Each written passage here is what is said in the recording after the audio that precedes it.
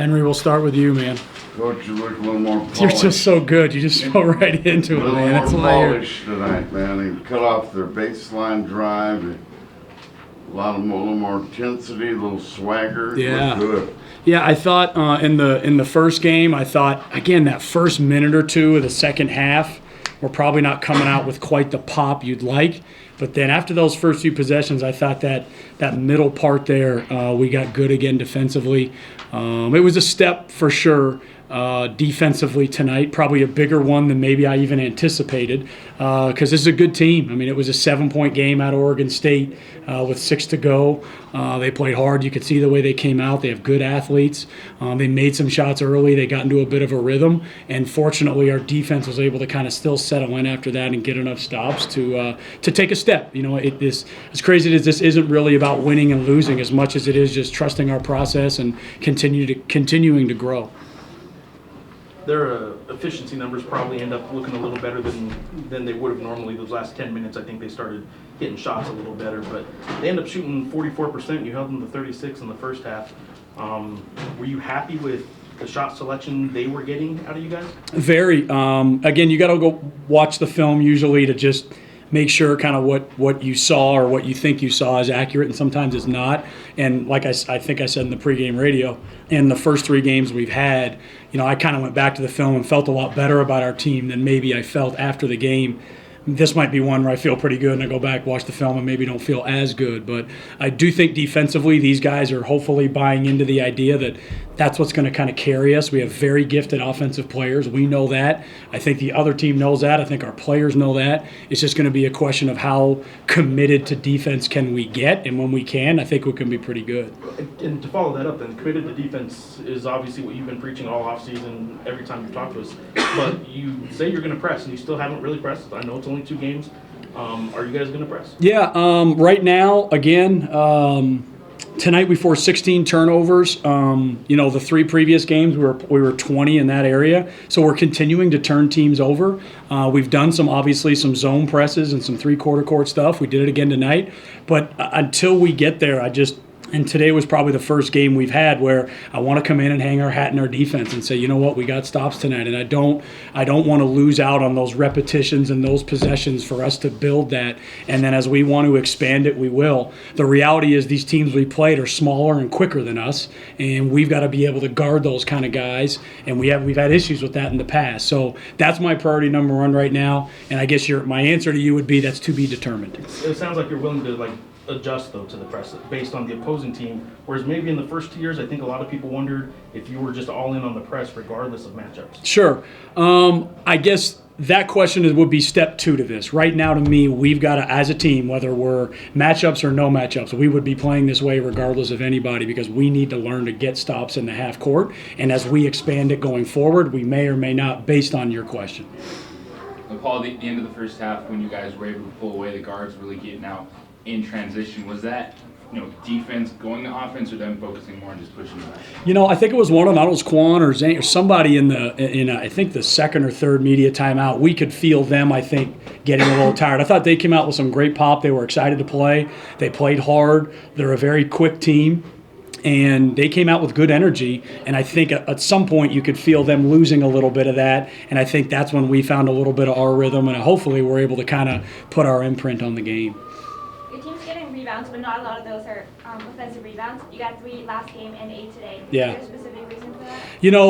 My coaches will say it's because we're shooting, 60%, so there's not as many to get. But it's still not enough. We can't always rely on the shots to go down or the whistle to get blown. We've got to do a better job. 8 tonight was actually progress for us, and we've got to continue to get Carlton and Corey and McQuatch and Vance. They've got to get on the offensive backboards for us. It's something we're going to need as our team kind of grows this season. Corey's game, Corey ends up with 17. I know you just talked about trying to get Corey Carlton the ball down low.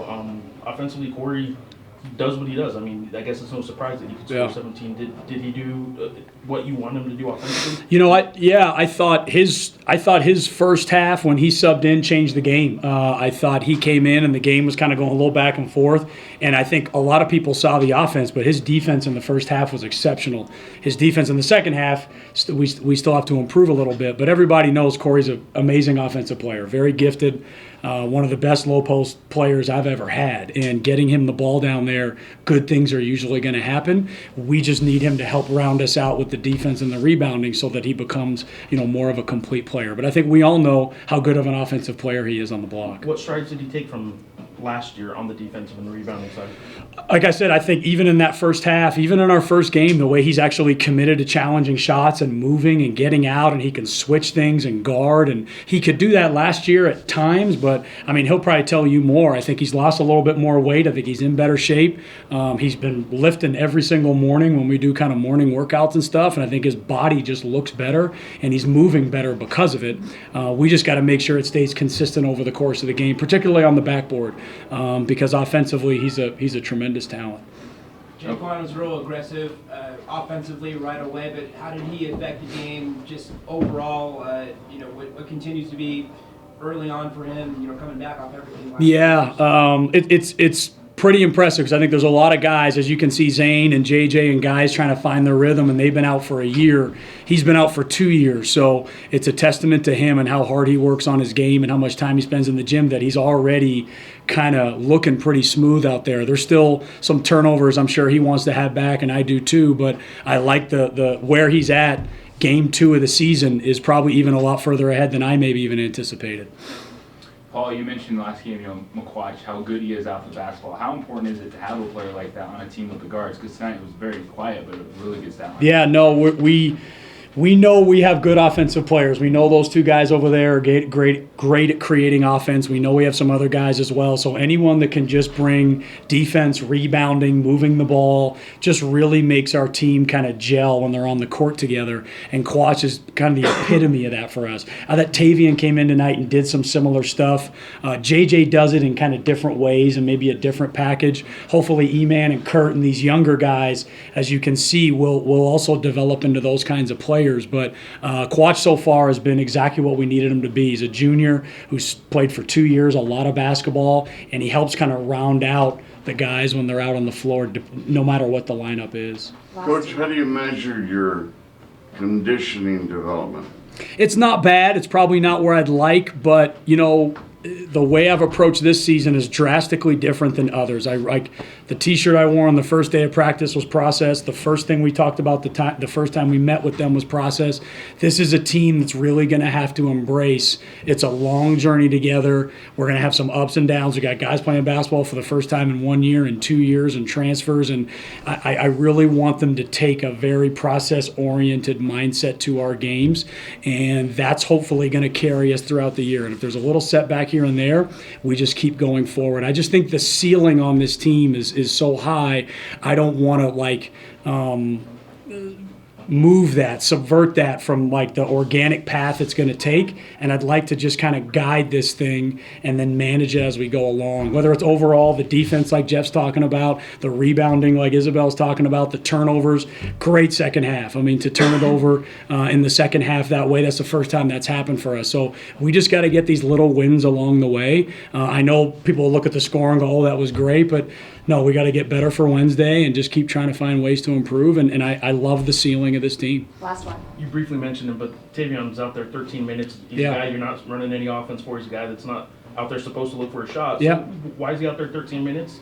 You look like you played well, but I want to hear why you're playing that guy. Yeah, we obviously gave him a little bit in the first half, which we didn't do in the last game, and we kind of said we wanted to get – I think we need that ninth guy in the rotation, and I thought he was pretty good. And then the second half, I thought his defense there was terrific, and we need defense around – very talented offensive players. We need to surround them with guys that can help balance that out, bring some speed, bring some rebounding, bring those elements to the table. And McQuatch obviously has been great at it, and if we can get something out of Tavian there too, that would obviously be awesome for our team.